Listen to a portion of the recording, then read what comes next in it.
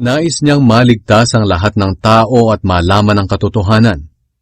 Mapalad ang bumabasa at ang mga nakikinig sa sulat na ito kung tinutupad nila ang nakasulat dito, sapagkat ang mga sinasabi rito ay malapit ng mangyari. Purihin natin ang Diyos at Ama ng ating Panginoong Hesukristo. Dahil sa dakila niyang awa sa atin, ipinanganak tayong muli sa pamamagitan ng muling pagkabuhay ni Hesukristo. Ito ang nagbibigay sa atin ng malaking pag-asa na may nakahandang mana ang Diyos para sa atin. Ang manang ito'y nasa langit, walang kapintasan, hindi nasisira, at hindi kumukupas. Ang unang sulat ni Pedro. Unang kabanata. Mula kay Pedro na apostol ni Hesukristo. Mahal kong mga pinili ng Diyos na nangalat at naninirahan bilang mga dayuhan sa Pontus, Galacia, Cappadocia, Asia at Bithynia. Pinili na kayo ng Diyos Ama noon pa para maging mga anak niya sa pamamagitan ng banal na Espiritu, para sundin niyo si Hesukristo at upang linisin kayo sa mga kasalanan niyo sa pamamagitan ng kanyang dugo. Sumainyo nawa ang higit pang biyaya at kapayapaan. May inihanda ang Diyos para sa atin. Purihin natin ang Diyos at Ama ng ating Panginoong Hesukristo. Dahil sa dakila niyang awa sa atin, ipinanganak tayong muli sa pamamagitan ng muling pagkabuhay ni Hesukristo. Ito ang nagbibigay sa atin ng malaking pag-asa na may nakahandang mana ang Diyos para sa atin. Ang manang ito'y nasa langit, walang kapintasan, hindi nasisira, at hindi kumukupas. At sa pamamagitan ng pananampalataya niyo, iniingatan kayo ng kapangyarihan ng Diyos habang naghihintay kayo ng kaligtasang nakalaang ihayag sa huling panahon. Dahil dito, dapat kayong magalak sa kabila ng iba't ibang pagsubok. Dahil ang mga pagsubok na ito'y panandalian lang at dapat ninyong maranasan para masubukan kung talagang tunay ang pananampalataya ninyo. Katulad ng ginto, sinusubok ito sa apoy para malaman kung tunay o hindi. Pero mas mahalaga ang pananampalataya natin kaysa sa ginto na nawawala. Kaya kapag napatunayang tunay ang pananampalataya nyo, papupurihan kayo't pararangalan pagdating ni Hesukristo. Kahit hindi nyo siya nakita ay mahal nyo siya. At kahit hindi nyo pa siya nakikita hanggang ngayon, sumasampalataya pa rin kayo sa Kanya. At nag-uumapaw ang inyong kagalakan na hindi kayang ipahayag ng bibig. Dahil tinatanggap nyo ang bunga ng pananampalataya nyo, na walang iba kundi ang inyong kaligtasan. Ang kaligtasan ito'y pinagsikapang saliksikin ng mga propeta noon. Sila ang nagpahayag tungkol sa kaloob na ito ng Diyos sa atin. Ipinahayag na sa kanila ng Espiritu ni Kristo na nasa kanila, na maghihirap siya bago parangalan. Kaya patuloy sa pagsasaliksik ang mga propeta noon kung kailan at kung papaano ito mangyayari. Ipinahayag din sa kanila na ang mga bagay na ipinaalam nila ay hindi para sa ikabubuti nila, kundi para sa atin. At ngayon, napakinggan nyo na sa mga nangangaral ng magandang balita ang mga ipinahayag nila. Nagsalita sila sa inyo sa pamamagitan ng kapangyarihan ng banal na Espiritong sinugo sa kanila mula sa langit. Kahit ang mga anghel noon ay nagnais na maunawaan ang magandang balitang ito na ipinangaral sa inyo. Sundin ninyo ang Diyos. Kaya lagi kayong maging handa na gawin ang kalooban ng Diyos.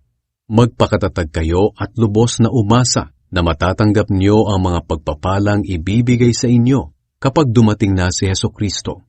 Bilang masunuring mga anak ng Diyos, huwag kayong padadala sa masasamang hilig ninyo noong hindi pa kayo nakakakilala sa Diyos. Banal ang Diyos na tumawag sa inyo. Kaya dapat magpakabanal din kayo sa lahat ng ginagawa ninyo. Sapagkat sinasabi ng Diyos sa kasulatan, magpakabanal kayo dahil banal ako. Walang pinapaboran ang Diyos. Hinahatulan niya ang mga tao ayon sa gawa ng bawat isa. Kaya kung tinatawag niyo siyang Ama kapag nananalangin kayo sa Kanya, igalang niyo siya habang naninirahan pa kayo sa mundong ito. Alam naman ninyo kung ano ang ipinangtubos sa inyo mula sa walang kabuluhang pamumuhay na minanan niyo sa mga ninuno ninyo. Ang ipinangtubos sa inyo'y hindi ang mga bagay na nawawala katulad ng ginto o pilak, kundi ang mahalagang dugo ni Kristo. Katulad siya ng isang tupa na walang dungis o kapintasan na inihandog sa Diyos. Bago pa likhain ang mundo, pinili na ng Diyos si Kristo para maging tagapagligtas natin at ipinahayag siya ng Diyos nitong mga huling araw, alang-alang sa inyo. Sa pamamagitan niya, sumasampalataya kayo sa Diyos na muling bumuhay at nagparangal sa Kanya. Kaya ang pananalig niyo ay sa Diyos, at umaasa kayo sa Kanya na muli niya rin kayong bubuhayin at pararangalan. At dahil sumusunod na kayo sa katotohanan, malinis na kayo sa mga kasalanan ninyo, at ngayon ay nagkaroon na kayo ng tapat na pagmamahal sa mga kapatid niyo kay Kristo. Magmahalan kayo ng taos-puso, dahil ipinanganak na kayong muli. At ang kapanganakang ito ay hindi sa pamamagitan ng mga magulang ninyong namamatay, kundi sa pamamagitan ng buhay at walang hanggang salita ng Diyos. Ayon sa kasulatan, ang lahat ng tao ay parang damo. Ang kanilang katanyagan ay parang bulaklak nito. Ang damo ay nalalanta, at ang bulaklak nito ay nalalaglag. Ngunit ang salita ng Panginoon ay nananatili magpakailanman. At ang salitang ito ay ang magandang balitang ipinangaral sa inyo. Ikalawang kabanata. Dahil ipinanganak na kayong muli, talikuran nyo na ang lahat ng uri ng kasamaan, pandaraya, pagkukunwari, pagkainggit, at lahat ng paninirang puri. Gaya ng sanggol na bagong panganak, manabik kayo sa dalisay na gatas na espiritual, upang lumago kayo hanggang makamtan nyo ang ganap na kaligtasan. Ngayong naranasan na ninyo ang kabutihan ng Panginoon. Siya ang batong buhay na itinakwil ng mga tao pero pinili ng Diyos at mahalaga sa paningin niya. At habang lumalapit kayo sa Kanya, kayo na tulad din ng batong buhay ay itinatayo ng Diyos bilang isang gusaling espiritual. At bilang mga banal na paring pinili ng Diyos, nag-aalay kayo sa Kanya ng mga espiritual na handog na kalugod-lugod sa Kanya, dahil ginagawa niyo ito sa pamamagitan ni Hesukristo. Sapagkat sinasabi ng Diyos sa kasulatan, may pinili akong maghahari sa Zion, tulad niya'y mahalagang bato na ginawa kong pundasyon. Ang sumasampalataya sa Kanya ay hindi mapapahiya. Kaya kayong sumasampalataya ay pararangalan ng Diyos, ngunit sa taong hindi sumasampalataya ay naganap ang sinasabi ng kasulatan. Ang batong itinakwil ng mga tagapagtayo ay siyang naging batong pundasyon. Ang batong ito ay naging katitisuran sa mga tao at nakakapagpadapa sa kanila. Natitisod sila dahil ayaw nilang sundin ang salita ng Diyos. Ganoon ang nakatalaga para sa kanila. Ngunit kayo'y mga taong pinili, mga maharlikang pari, at mga mamamayan ng Diyos. Pinili kayo ng Diyos na maging Kanya upang ipahayag ninyo ang kahanga-hanga niyang mga gawa. Siya ang tumawag sa inyo mula sa kadiliman tungo sa kahanga-hanga niyang kaliwanagan. Dati hindi kayo mga taong sakop ng Diyos, pero ngayon, mga sakop na niya kayo. Noon, hindi kayo kinaawaan ng Diyos, pero ngayon, kinaawaan na niya kayo. Mga minamahal, mga dayuhan kayong nakikitira lang sa mundong ito, kaya nakikiusap ako sa inyong talikuran na ninyo ang masasamang pagnanasa ng inyong katawan na nakikipaglaban sa inyong espiritu. Sa lahat ng oras, ipakita nyo sa mga taong hindi kumikilala sa Diyos ang matuwid ninyong pamumuhay. Kahit pinararatangan nila kayo ngayon ng masama, sa bandang huli ay makikita nila ang mga kabutihang ginagawa nyo at luluwalhatiin nila ang Diyos sa araw ng pagdating niya. Magpasakop kayo sa mga tagapamahala ng bayan. Alang-alang sa Panginoon, magpasakop kayo sa lahat ng tagapamahala ng bayan, maging sa emperador na may pinakamataas na kapangyarihan, o sa mga gobernador na sinugo ng Diyos para magparusa sa mga gumagawa ng masama at magparangal sa mga gumagawa ng mabuti. Sapagkat ito ang kalooban ng Diyos, na sa pamamagitan ng mabuti ninyong gawa ay walang masabi ang mga hangal na walang alam sa katotohanan. Malaya nga kayo, pero hindi ito nangangahulugang malaya na kayong gumawa ng masama, kundi mamuhay kayo bilang mga alipin ng Diyos. Igalang nyo ang lahat ng tao at mahalin nyo ang mga kapatid ninyo kay Kristo. Mamuhay kayo ng may takot sa Diyos at igalang ninyo ang emperador. Tularan ninyo si Kristo. Mga alipin, sundin ninyo ng may takot sa Diyos ang mga amo ninyo. Hindi lang ang mababait kundi pati ang malulupit. Sapagkat pagpapalain kayo ng Diyos kung tinitiis ninyo ang mga pagpapahirap kahit wala kayong kasalanan, dahil sa nais ninyong sundin ang kalooban niya. Pero kung parusahan kayo dahil sa ginagawa ninyong masama, wala ring kabuluhan kahit tiisin ninyo ito. Ngunit kung pinaparusahan kayo kahit mabuti ang ginagawa ninyo at tinitiis ninyo ito, kalulugdan kayo ng Diyos. Ang mga pagdurusa ni Kristo para sa atin ang halimbawang dapat nating tularan. Ito ang dahilan kung bakit tayo tinawag, para tularan natin ang buhay ni Kristo. Hindi siya nagkasala o nagsinungaling man. Ininsulto siya pero hindi siya gumanti ng insulto. Pinahirapan siya pero hindi siya nagbanta. Ipinagkatiwala niya ang lahat sa Diyos na humahatol ng makatarungan.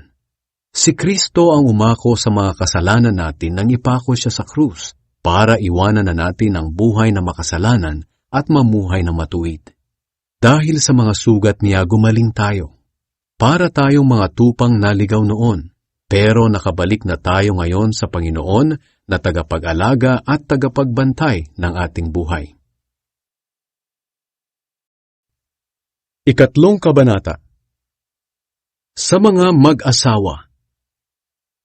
Kayong mga babae, magpasakop kayo sa asawa ninyo, upang kung ang asawa ninyo'y hindi pa naniniwala sa salita ng Diyos, maaaring madalan niyo sila sa Panginoon sa pamamagitan ng mabuti ninyong pag-uugali kahit na hindi kayo magsalita, sapagkat nakikita nilang may takot kayo sa Diyos at malinis ang pamumuhay ninyo. Kung gusto ninyong maging maganda, huwag sa panlabas lang tulad ng pag-aayos nyo ng buhok, na nilalagyan ng mamahaling alahas at pagsusuot ng mamahaling damit. Sa halip, pagandahin ninyo ang inyong kalooban, ang mabuting pag-uugali na hindi nagbabago. Maging mahinhin kayo at maging mabait. Ito ang mahalaga sa paningin ng Diyos, at ito ang ginagawa ng mga babaeng banal noong unang panahon. Nagpapaganda sila sa pamamagitan ng pagpapasakop nila sa kanilang asawa. Katulad ni Sarah, sinunod niya si Abraham at tinawag pa niyang Panginoon. Mga anak na kayo ni Sarah, kaya dapat matuwid ang ginagawa niyo at huwag kayong matakot sa kahit anuman. Kayo namang mga lalaki, pakisamahan ninyong mabuti ang inyong asawa, dahil ito ang nararapat bilang isang Kristiyano.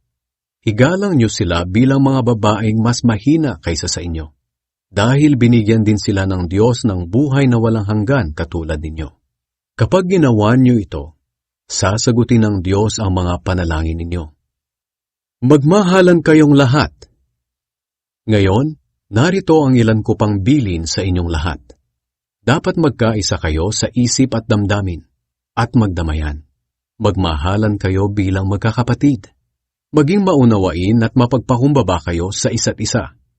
Huwag ninyong gantihan ng masama ang gumagawa sa inyo ng masama. At huwag din ninyong gantihan ng pang-iinsulto ang mga nangiinsulto sa inyo. Ang dapat ninyong gawin ay manalangin na kaawaan sila ng Diyos, dahil pinili kayo ng Diyos na gawin ito, at para kaawaan din niya kayo.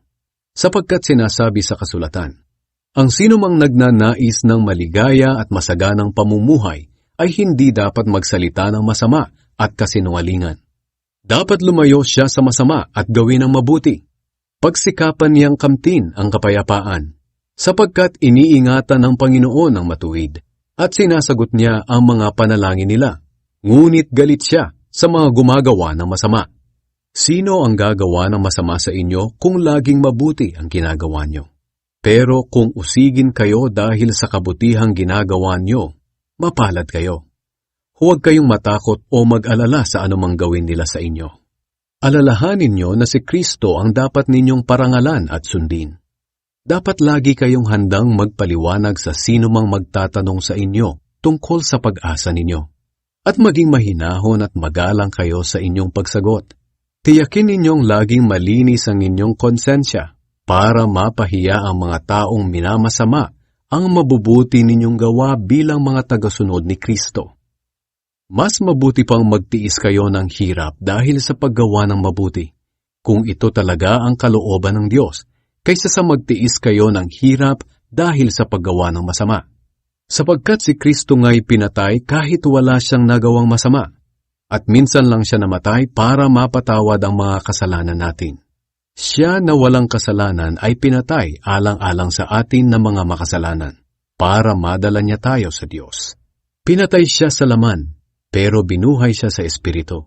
At sa kalagayan niyang espiritual, nangaral siya kahit sa mga espiritu ng mga taong nakabilanggo na hindi sumunod sa Diyos noong panahon ni Noe.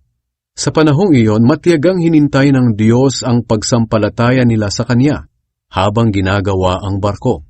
Ngunit 8 tao lang ang sumampalataya at pumasok sa barko at nakaligtas sa tubig.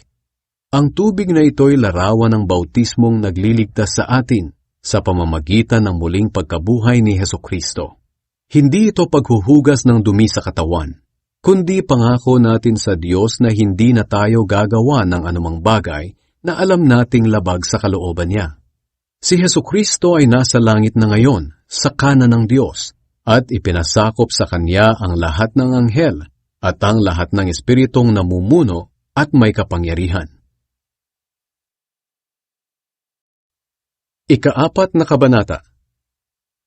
Ang bagong buhay.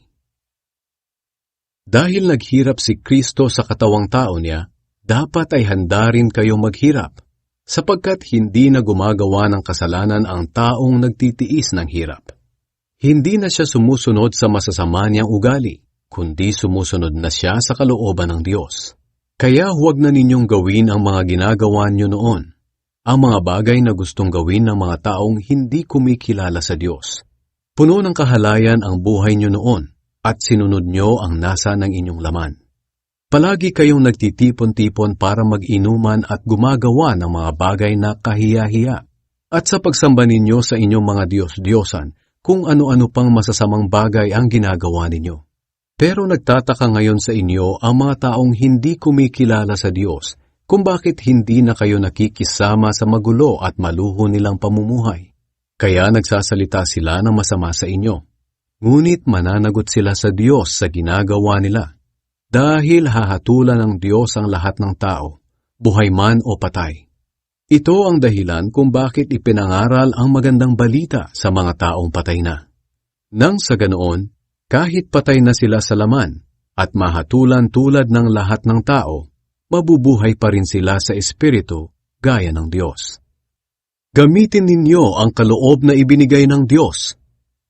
Malapit na ang katapusan ng mundo, kaya pigilan ninyo ang sarili nyo para hindi kayo makagawa ng masama at nang walang maging hadlang sa mga panalangin ninyo.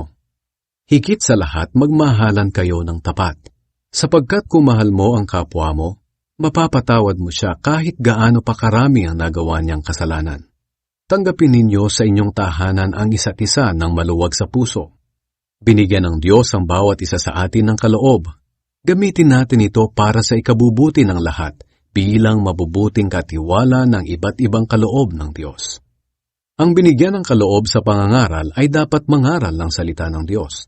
At ang binigyan ng kaloob para maglingkod ay dapat maglingkod ayon sa kakayahang ibinigay sa kanya ng Diyos, upang mapapurihan ng Diyos sa lahat ng ginagawa natin sa pamamagitan ni Hesukristo.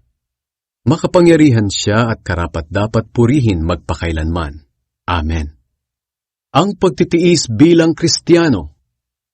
Mga minamahal, huwag kayong magtaka sa mabibigat na pagsubok na nararanasan ninyo. Kapag sinusubok ang inyong pananampalataya, huwag ninyong isipin kung ano na ang mangyayari sa inyo. Sa halip, magalak kayo dahil nakikibahagi kayo sa mga hirap ni Kristo. At magiging lubos ang kagalakan nyo kapag naipakita na niya ang kapangyarihan niya sa lahat. Kaya kung iniinsulto kayo dahil mga tagasunod kayo ni Kristo, mapalad kayo. Dahil nasa inyo ang makapangyarihang Espiritu, ang Espiritu ng Diyos. Kung pinarusahan man kayo, sana'y hindi dahil nakapatay kayo ng tao, o nagnakaw, o nakagawa ng masama, o kaya'y nakialam sa ginagawa ng iba. Ngunit kung pinarusahan kayo dahil Kristiyano kayo, huwag kayong mahiya.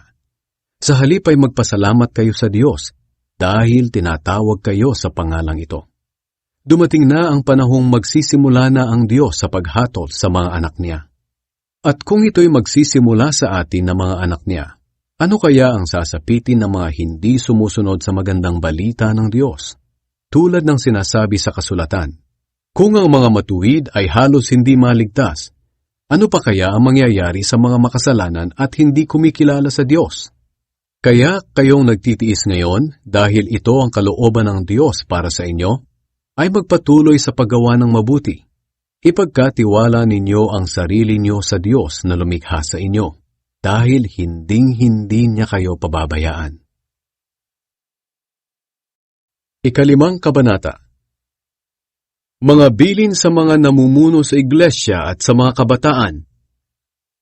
Sa mga namumuno sa iglesia, may nais akong ipakiusap sa inyo bilang isa ring namumuno sa iglesia at nakasaksi sa mga paghihirap ni Kristo at makakabahagi rin sa kaluwalhatian niya sa kanyang pagdating. Alagaan ninyong mabuti ang mga mananampalatayang kasama ninyo. Katulad sila ng mga tupa at kayo ang mga tagapag-alaga nila. Dapat taos-puso ninyo silang pangalagaan dahil ito ang nais ng Diyos. Hindi dahil sa napipilitan lang kayo o dahil sa may hinihintay kayong kapalit, kundi dahil sa nais talaga ninyong makatulong sa kanila. Huwag kayong maghahari-harian sa mga mananampalatayang ipinagkatiwala sa inyo upang alagaan, kundi maging halimbawa kayo sa kanila. At pagdating ni Kristo na siyang Pangulong tagapag-alaga, tatanggap kayo ng gantimpalang napakaganda at hindi kukupas kailanman. At kayo namang mga kabataan, magpasakop kayo sa matatanda. At kayong lahat na mga mananampalataya, magpakumbaba kayo at maglingkod sa isa't isa. Dahil sinasabi sa kasulatan, kinamumuhian ng Diyos ang mga mapagmataas, ngunit kinakaawaan niya ang mga mapagpakumbaba. Kaya magpasakop kayo sa kapangyarihan ng Diyos, dahil darating ang araw na pararangalan niya kayo. Ipagkatiwala niyo sa Kanya ang lahat ng kabalisahan niyo, dahil nagmamalasakit siya sa inyo. Humanda kayo at mag-ingat, dahil ang kaaway ninyong si Satanas ay umaali-aligid na parang liyong umaatungal at naghahanap ng malalapa. Patatagin ninyo ang inyong pananampalataya sa Diyos at labanan ninyo si Satanas. Alalahanin ninyong hindi lang kayo ang naghihirap, kundi pati ang mga kapatid nyo kay Kristo sa buong mundo. Nararanasan din nila ang mga paghihirap na ito. Maikling panahon lang ang paghihirap ninyo. Pagkatapos nito, tutulungan kayo ng Diyos para maging ganap ang buhay ninyo. At siya rin ang magpapatatag at magpapalakas sa inyo, dahil siya ang pinagmumula ng lahat ng pagpapala. Pinili niya kayo upang makabahagi rin sa walang hanggang kaluwalhatian niya sa pamamagitan ng pakikipag-isa ninyo kay Kristo.